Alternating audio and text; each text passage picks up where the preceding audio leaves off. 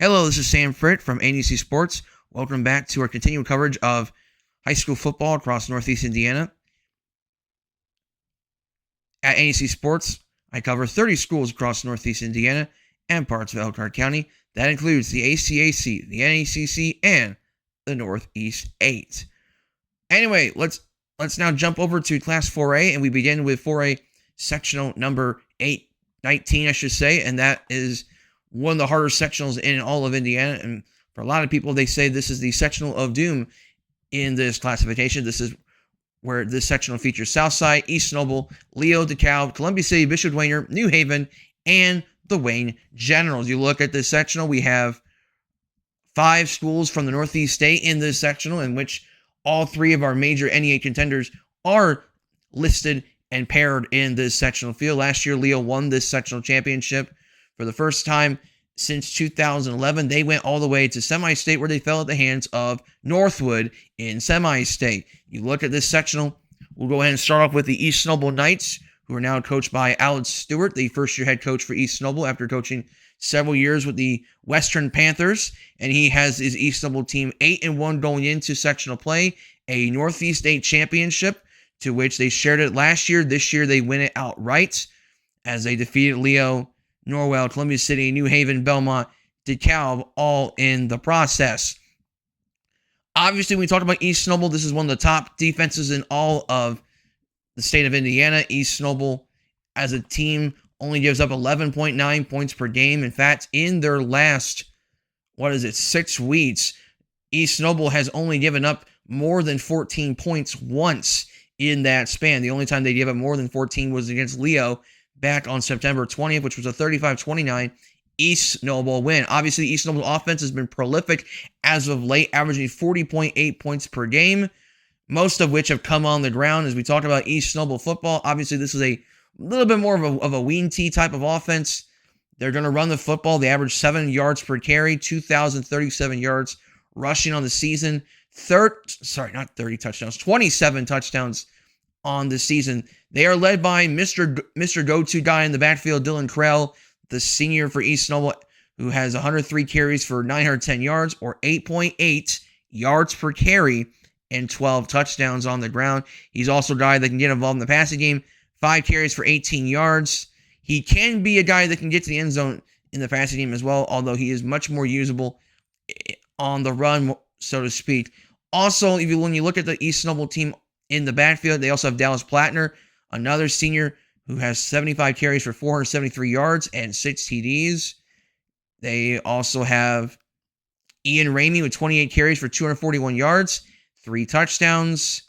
They have Riley Biddle, their quarterback, who has completed 76 of 102 passes for 1,225 yards, 15 TDs. In the passing game, only 5 picks. On the ground, he has 39 carries for 122 yards and a pair of touchdowns himself. They also have number 12 for East Noble, and that is Alex Phillips, and he's a guy that's kind of emerged on the scene this year as a sophomore for this East Noble football team, as he's provided 32 carries for 240 yards and 4 touchdowns on the season. In the passing game, they do throw the ball a little bit, and again, a pretty balanced offense as a whole, as they have thrown for 1,263 yards, 16 TDs. They are led by Mr. Playmaker himself, Mason Trish, the junior, 34 catches for 525 yards, 5 TDs. Logan Haddon, we'll talk about his defense in a matter of moments. He has 8 catches for 159 yards, 3 touchdowns, 19.9 yards per catch is Logan Haddon. Jordan Borders, who has been their Mr. Big-Time Playmaker, when the ball goes to him. He's only got 5 catches on the season, but he has also recorded 153 yards receiving, 30.6 yards per catch. Holy Toledo. 4 touchdowns, and he's going to be a guy that's going to be playing baseball at the next level. And we'll talk about Jordan Borders' pitching when we get to the baseball content later on. Also, we cannot forget Landon Swager, 15 catches for 256 yards, 2 touchdowns on the season. East Noble's been really good about taking care of the football as of late.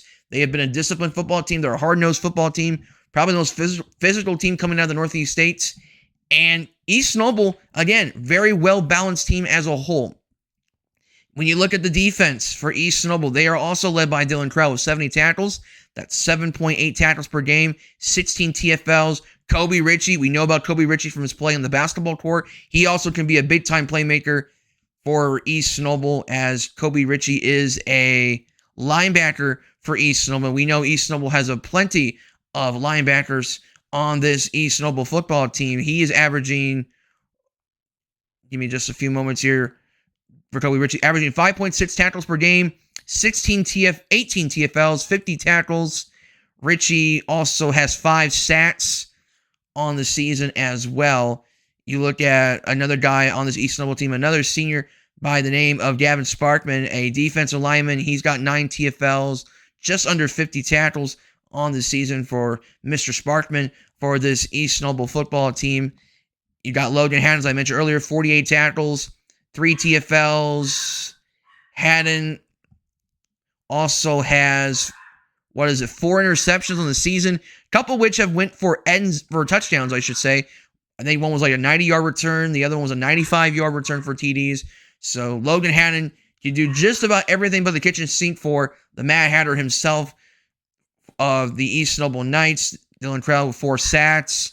Pace Agee, I know he's missed the last couple of games, but Pace Agee, when he's healthy, he can be effective against the pass. 2 sacks, as well as 36 tackles. Again, very balanced East Noble team. Also another guy by the name of Alan Scott, number 4 for East Noble. He is a guy that's really emerged on the scene as a defensive back for the East Noble Knights. He's a guy that can also has capabilities of being a good offensive playmaker in the future. But nonetheless, Alan Scott is becoming a star right now on the defensive side of the football. 30 tackles. He leads the team of interceptions with 5 interceptions on the season. Logan Haddon, by the way, with 8 pass deflections. Scott with 1. Mason Trish with 4 pass deflections. He also has 5 interceptions in the season, I think 3 of which came against Leo earlier this season. And also number 5 for East Noble, that is Anthony Mitchner, a corner defensive back for East Noble. He's been a guy that's also been involved with this effective defensive unit for East Noble this year. So as you can see, East Noble, a lot of playmakers, a lot of talented players as a whole. And also we cannot forget about their stud in the special teams unit, the senior Alan Sprague. He can punt, he can kick. He's very effective as a kicker as well, and just like his brother, very, very good athlete for the East Noble Knights that we just do not talk enough about because special teams most usually gets overlooked. Let's not forget about Jacob Ramey, their senior linebacker, with leading the team with 5 QB hurries. So very deep East Noble team as a whole. They're going to be taking on a South Side, a team that's starting to play better football as of late. 2-7 on the season. They've won 2 of the last 4 games. Despite averaging only 9 points per game, they are finding some confidence as of late. They beat Lewis 14-13, lost to Northside 6-0. They beat Concordia 9-7, lost to Northrop 24-19 just last week at Northrop for Andre Goodwell's Southside Archers, a team that for many years has went through a rebuilding season and whatnot, and now they're starting to find some confidence on the football field. They are led by their junior running back, Josiah Malone. Josiah Malone, 319 rushing yards, 7.6 yards per carry, a pair of TDs for him.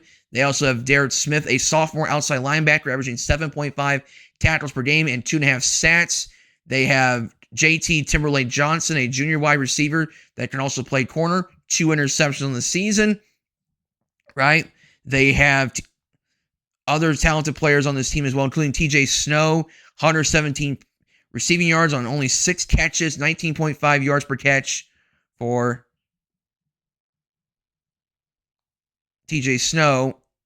I apologize. TJ Snow actually has not played in the last since week 4, I believe. So let me go ahead and look at who else I'm forgetting. I don't want to forget the Southside team because this team is starting to make some noise this season for the Archers. They do have 2 quarterbacks they rely on, but they do rely primarily on number 17 in the passing game, and that is Kendrick Alexander, just a sophomore, throwing for over 430 yards for the Archers.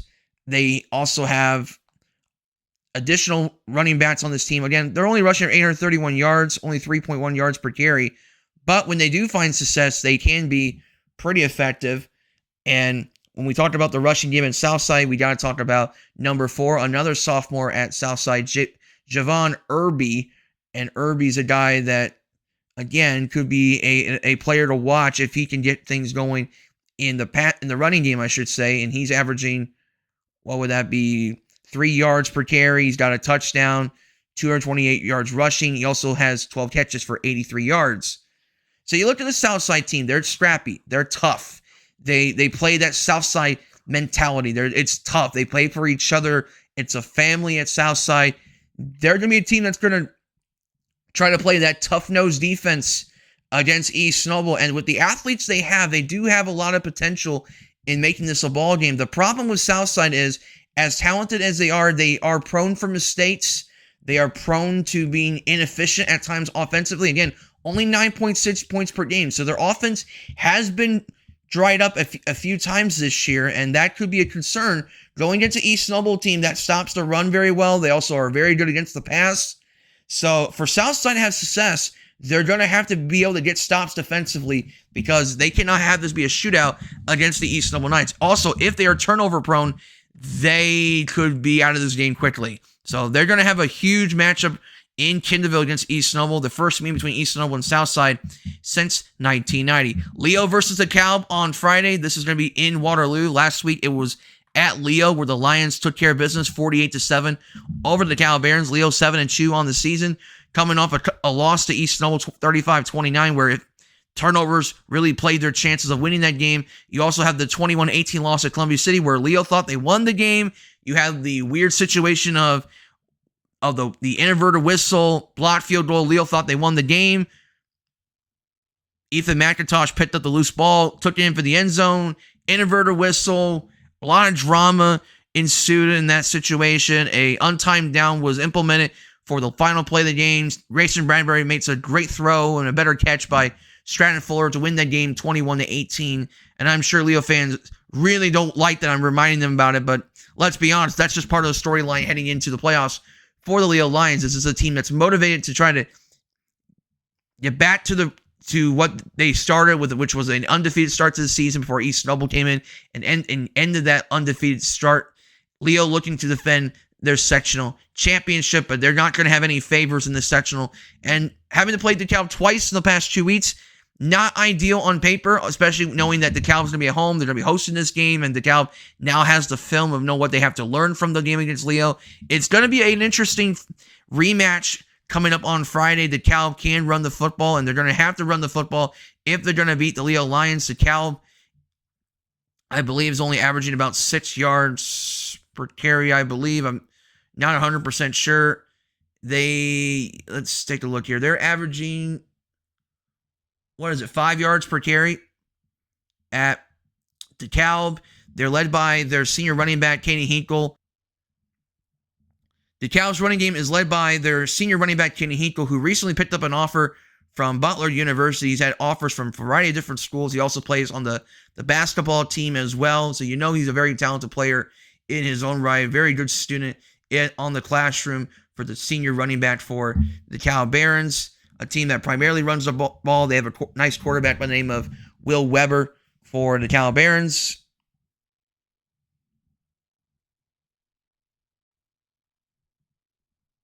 And DeKalb is going to have to run the football to win this game, as I mentioned earlier. They're averaging 4.8 yards per carry. Kenny Hinkle, 168 carries for 960 yards. He has 15 touchdowns on the season. He's been their guy on the ground for the DeKalb Barons. Xavier Bell occasionally does run the football. 24 carries for 194 yards, 2 TDs. They also have number 26, their junior for the DeKalb Barons, and a guy that will be counting on next season. That's Ashton Chittenden, the junior running back and middle linebacker. He has over 100 rushing yards on the season for the DeKalb Barons. Will Weber, as I mentioned earlier, he's the quarterback for the Barons. He's completed 48 of 96 passes for 572 yards, 50% completion, 6 TDs, 4 interceptions on the season for Mr. Will Weber. In the passing game, it goes to Xavier Bell, 24 catches for 348 yards, 3 touchdowns. He's averaging 14.5 yards per catch. They also have another guy that they go to other than Xavier Bell's, and that's number 12, the junior, and that is Noah Spears. He's receiving about 190 yards for the DeKalb Barons. And then Caden Hinkle also can be involved in the passing game.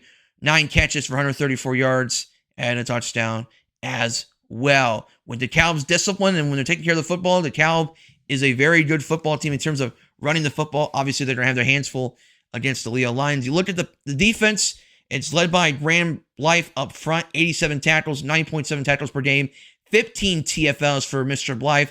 He also has 1.5 sacks on the season for Mr. Blythe. You also have 60 tackles from their junior Brady Kohler, 8.6 tackles per game, 7 TFLs.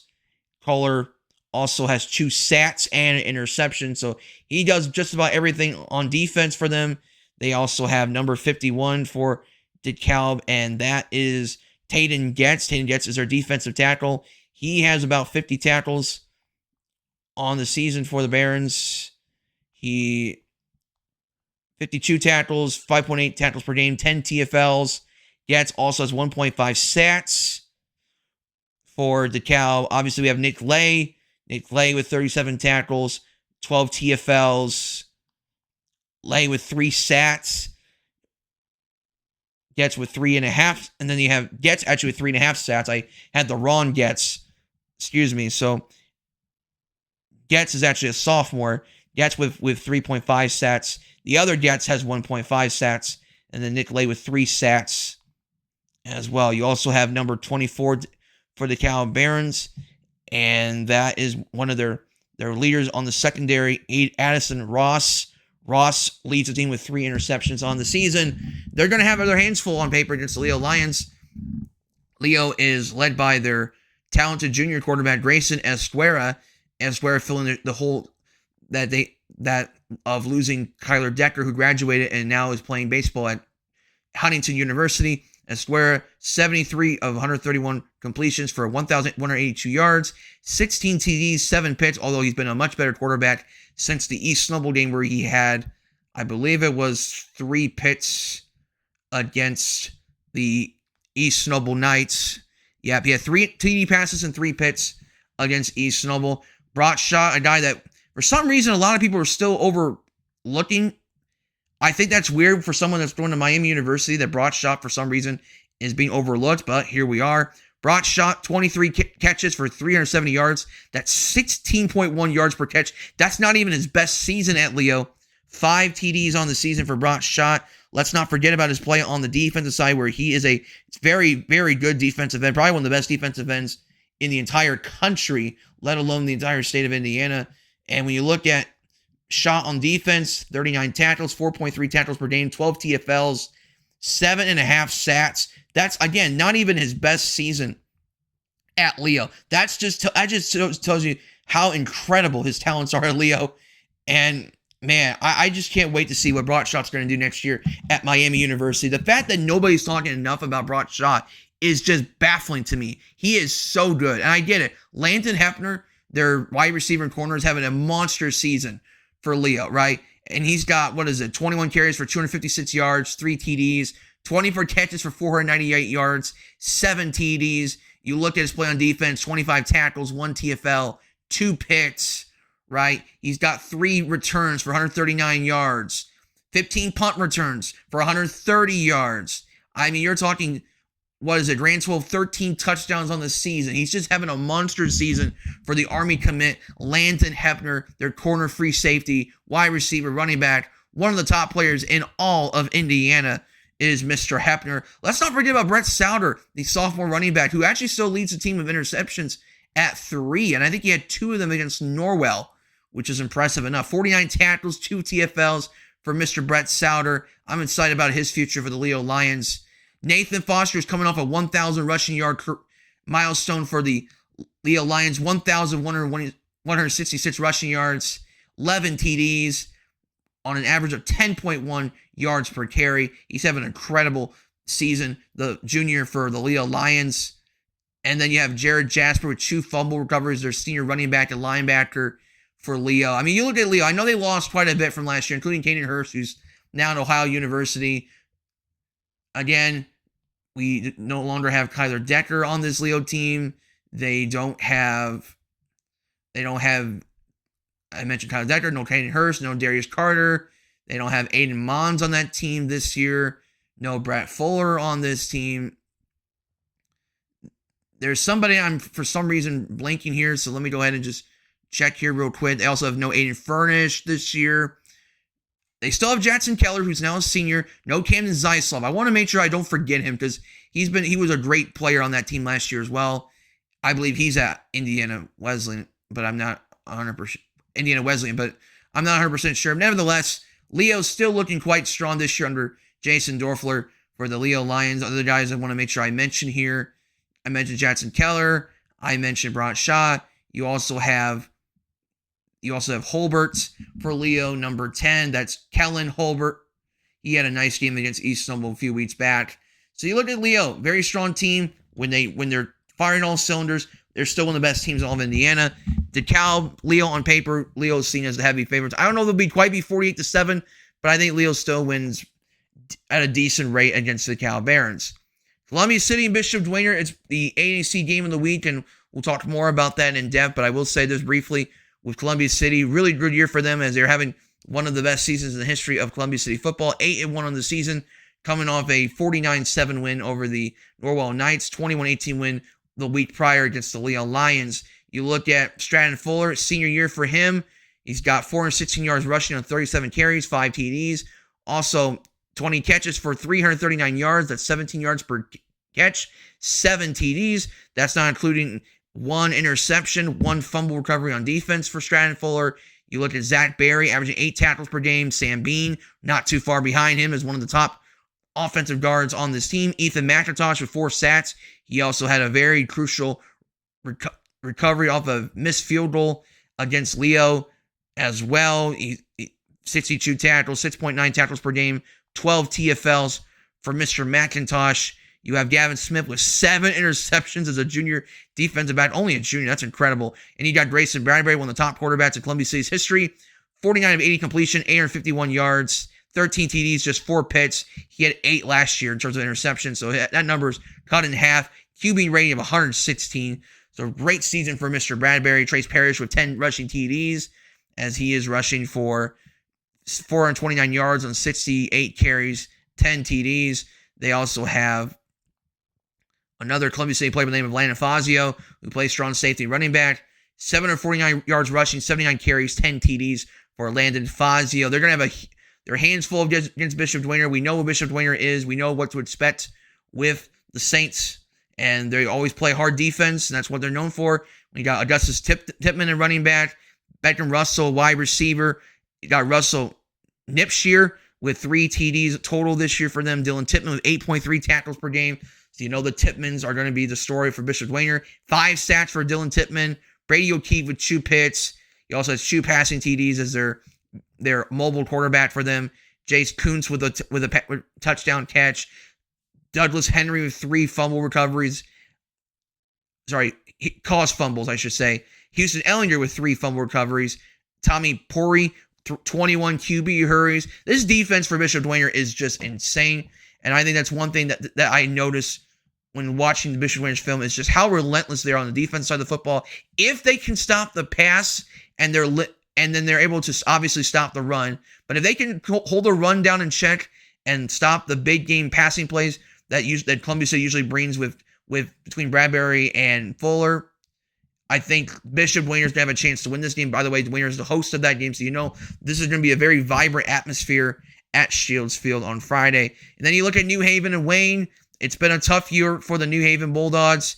Obviously, they have DJ Simpson in the backfield. They got Navon Gibson, I believe it is, for the New Haven Bulldogs, and he's had a nice year when he's healthy for them. You have Chuck McGrant on the offensive line and defensive tackle. They still have Aaron Hoffer on defense for the New Haven Bulldogs. They got guys. Dominic Wallace, the quarterback, has done okay when he's been able to complete his passes. New Haven has been a flawed team, obviously, and it's a team that lost a lot from last year. Really, coaching came very late in the offseason and whatnot. Vance Shear has done the best he could with this New Haven team. As I mentioned earlier, Navon Gibson, again, has an injury problem earlier this year. New Haven's had injuries. They've had inexperience. They're not as deep this year. They're going to have their hands full right now against the Wayne Generals. And Obviously, when you look at Wayne, the mad scientist himself, Coach Sherwood Haydock, and Sherwood Haydock is going to be a guy that's going to be, his team's going to be ready to go on Friday night. Jacob Sharon, one of the top playmakers on this team. Kamar Nelson, a big-time stud at running back and middle linebacker. 14 and a half sacks. I believe that leads the entire state of Indiana in sacks. 13.4 tackles per game, 8 TDs, 63 yards per carry. You got Quinn Thomas with 1 pick, Harold Mack with 5 TDs as a slot back, wide receiver for the Wayne Generals. Jacob Sharon, kind of their go-to guy in slot back, wide receiver, quarterback, can do just a little bit of everything. Jaden Bush, outside linebacker, he's been a menace as well. New Haven's going to have their hands full on papers I mentioned earlier.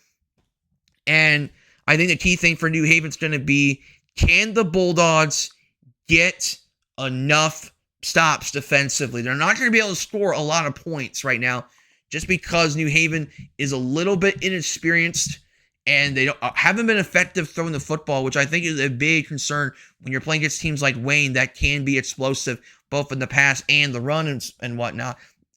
Also, the thing to note here with New Haven is special teams have been a concern for New Haven. They're going to have to make sure they get it cleaned out against Wayne. They have struggled with their kickers. Their kicking unit has been, let's just say it, pretty lackluster this year for New Haven. Their punts and kickoff returns have been, let's just call it, their defense on special teams has been nothing to be celebrating this year for New Haven. So they got to make sure the special teams aspects are taken care of, because when they are doing that and their defense is getting enough stops and they're not turning the ball over, New Haven has had the athletes to make a ball game. The problem has been they're just struggling with consistency. They're struggling with making those mistakes and limiting those mistakes. They're struggling to play a complete game of football, and I think that's where Vance Shear and the team's having a rebuilding season for the Bulldogs. Wayne, obviously a very explosive offense at times. They've had their hiccups along the way, but overall, the Wayne Generals defense has kept them in this game, in games, and in the season as a whole. But I think it's going to be fascinating to see whether or not New Haven can compete with Wayne for 4 quarters. And I think that will be something to keep an eye on. So I think overall, when you look at the sectional, I'm talking a lot because this is probably the most anticipated sectional out there in this area. I'm going to go East Snowball over Southside. I think it's going to be close early. I think East Snowball pulls away in the end. I think Southside can hang around the first half, but I think East Snowball's experience, their ability to stop the run, I think they just got way too many playmakers. I think East Snowball eventually pulls away. I like Leo against DeKalb. I want to see DeKalb compete in the sectional, but I just don't like the matchup on paper up front against Leo. I think Leo's got way too many athletes. I think the presence of Brock Schott and Landon Hepner is just such a huge importance to this Leo team. I think Grayson Square has been a much better quarterback as of late. I think the linebacker group of Leo is just really, really good. I think DeKalb, if DeKalb is unable to take care of the football and if they're not able to run the football, DeKalb is in big trouble. I think Leo wins this game going away. Columbia City, Bishop Dwenger, this is a tough one. I could see this go either way. Oh, man, it's a really good game. I really, really don't want to overlook Bishop Dwenger just because they can win a sectional championship. I like Columbia City as well, but Dwenger's defense is for real, folks, and Bishop Dwenger, if they can stop the run, I think Dwenger can win this game, and actually, I might even take Bishop Dwenger by a hair. I just think the matchup for Columbia City could be a problem, and I think Bishop Dwenger's record looks way worse than what it actually is. I mean, you look at Dwenger's schedule, I mean, look at this. Dwenger led at the half against Cincinnati Moeller. They were in it in the first quarter against Carroll. They almost beat Homestead. They lost by 3 points to Homestead.